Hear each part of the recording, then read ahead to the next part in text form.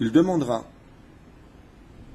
dans le Chaim Moharan que tous les juifs, sans exception, soient présents et que personne ne manque à l'appel le jour de Rosh Hashanah, là où il est à Ouman.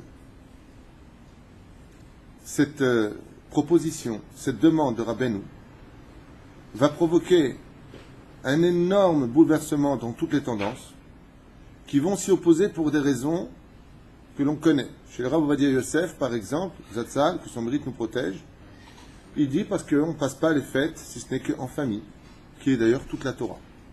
Rabbi Nachman, il te dit, t'as raison, sauf celle-là. Celle-là, il faut qu'il vienne. Lama. Effectivement, si on disait à une femme, tu veux que ton mari soit avec toi, Rosh Hashanah, ah, bien sûr, je veux que soit avec moi les enfants, tu n'avais pas une fête sans nous. Et si on lui dit, d'accord, mais si je te le prends 2 jours et qu'il revient avec 50 millions d'euros, Amen, en français ou en hébreu, elle te dira par 4 jours. Voilà. Vous répondez vous-même, allez à Ouman, c'est un loto. Si les gens étaient réellement conscients, Rabbi Nachman dit, personne ne doit manquer, du plus petit des juifs au plus grand des juifs. Et pourquoi tout cela?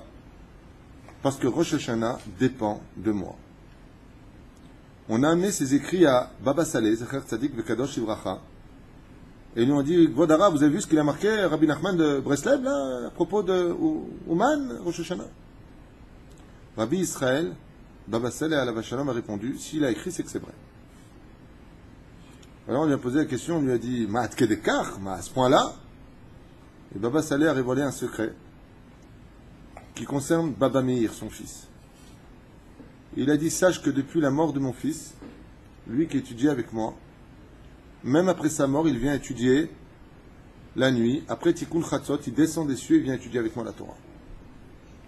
Et sache qu'à chaque fois, il est obligé de partir à une heure précise.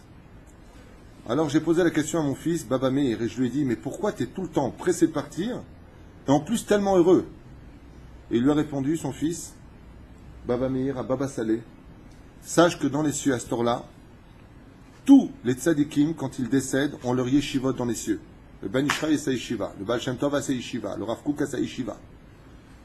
Mais ils vont tous chez un maître, apprendre de lui la Torah. Et Baba Saleh lui a dit, c'est qui ce maître? Et il lui a dit, Rabbeinu Nachman mi Breslev. Comme ça témoigne Baba Saleh.